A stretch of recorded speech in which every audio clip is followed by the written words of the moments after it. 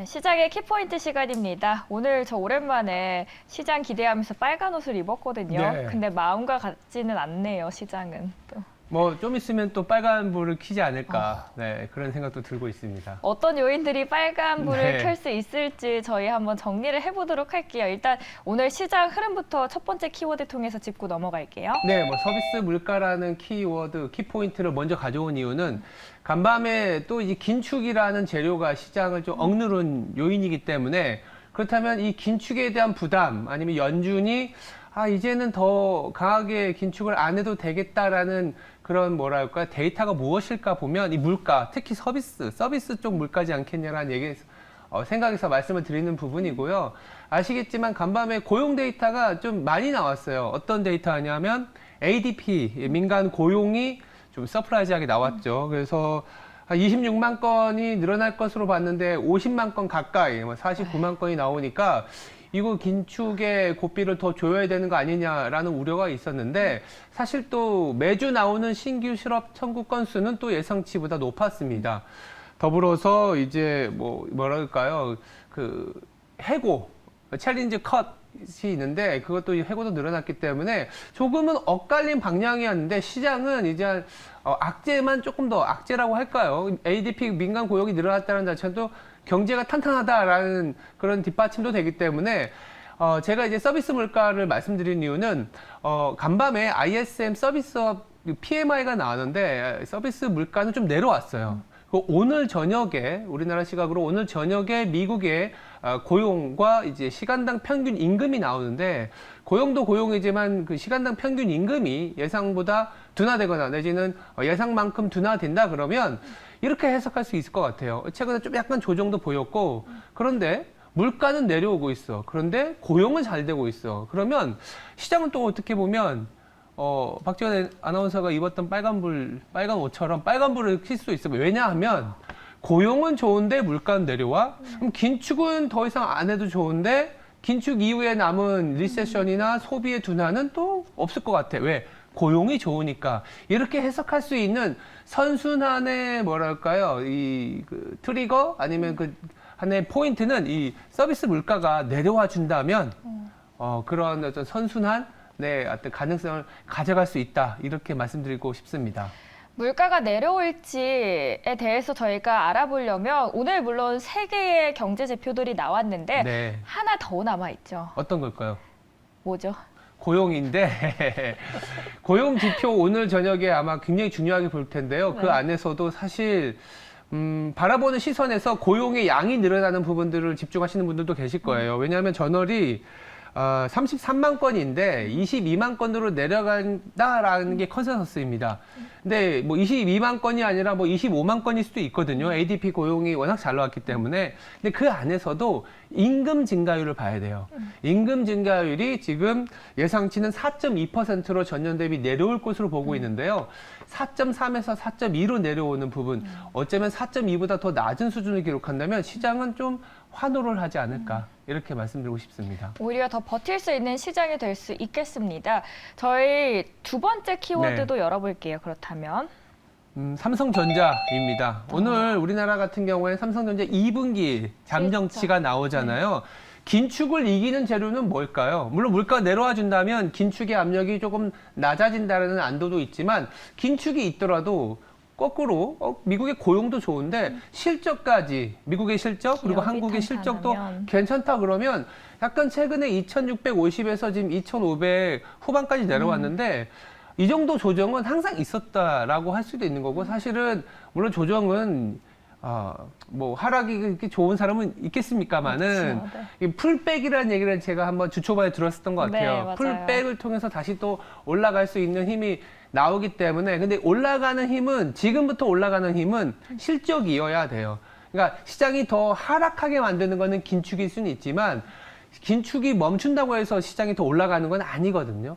올라가려면 실적이어야 되는데 오늘 우리나라 같은 경우엔 첫 단추가 삼성전자의 2분기 실적 잠정치지 않겠나. 네. 지금 컨센서스로는 2,700억 영업이익 기준으로 물론 굉장히 삼성전자가 2,700억밖에 못 내냐라는 그런 우려도 있겠지만 바닥을 지나가는 과정에서의 2,700억은 이제 바닥이다라는 논리가 형성이 된다면 아마도 실적 시즌이 본격화되는 부분에 기대를 할 수 있지 않겠냐라는 얘기를 드리고 있고요. 컨센서스라는 건 사실 이 추정치의 평균일 뿐이에요. 기간 평균이기 때문에 2,700억 부근의 이제 어떤 그 전망도 있지만 지금 삼성전자 2분기 추정치에 대한 분포도는 마이너스 8천억에서요 9천억까지 그 밴드가 굉장히 심합니다. 그러니까 이게 너무 좀 뭐랄까요, 그 2분기 실적의 어떤 불확실성이 높다라고도 할 수 있는데 최근의 추정치, 최근에 좀 업데이트되는 추정치를 보면 모두 상향하는 분위기입니다. 그 말은 뭐냐면 업황에 대한 체크 아니면 탐방을 갔다 왔을 때의 분위기로 보면 삼성전자가 2,700억 이상은 좀 나와줄 수 있는 가능성도 있기 때문에 오늘 우리 장 초반에 아마 나오지 않을까요? 그렇다면 삼성전자가 좀 버텨주거나 내지는 실적이 잘 나와준다면 전체적인 시장 분위기가 2분기 실적 우리나라 나쁘지 않겠네라는 분위기를 형성시켜 줄 수 있는 그런 중요한 어떤 이벤트라고 보실 수 있겠습니다. 삼성전자 2분기 실적 잘 나오더라도 네. 사실 주식에는 이 마법의 단어가 있지 않습니까? 선반영이라는. 선반영이요? 그래서 일부 전문가들은 이미 일부 업종에서는 이제 선반영이 돼서 네. 주가가 그렇게까지 힘을 받지 못할 수도 있다라는 의견들도 있더라고요. 네. 어떻게 생각하시는지 궁금해요. 물론 삼성전자 선반영 논리 가능할 수는 있습니다. 왜냐하면 삼성전자가 지금 거의 가파르게 올라와서 밸류에이션으로 본다면 1.5배, 6배 넘어가서 더 추가적인 상승은 여기서 실적이 3분기가 나와줘야 된다는 논리까지 형성이 될 수는 있어요. 근데 제가 말씀드리고 싶은 거는 삼성전자 실적이 잘 나와준다면 삼성전자뿐만 아니라 다른 업종이나 다른 기업들도 생각보다 물론 삼성전자가 잘 해냈다라는 것도 있지만 우려를 이제 조금 딛고 넘어가는 하나의 마중물을 맞이할 수 있는 그런 계기라고 얘기를 드리는 거죠. 그래서 삼성전자 세론 뭐 해서 잘 나왔기 때문에 빠졌다. 그래서 시장이 안 좋아진다 이런 얘기가 아니라 전체적으로 다른 업종들은 어떻지?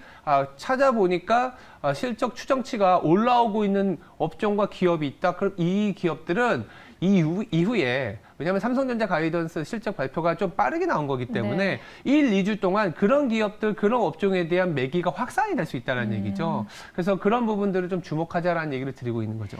삼성전자를 필두로 해서 다른 업종들에 대한 나비 효과를 기대를 그렇죠. 해보겠습니다. 자, 마지막 키워드 그럼 열어볼게요.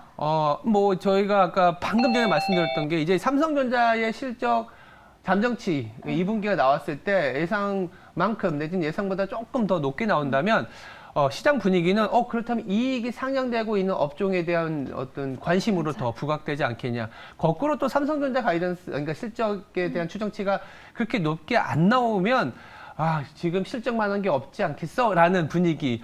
좋게 나오든 나쁘게 나오든 이익 상향 업종에 대한 분위기는 더 확산되지 않겠냐라는 말씀을 드리고는 있습니다.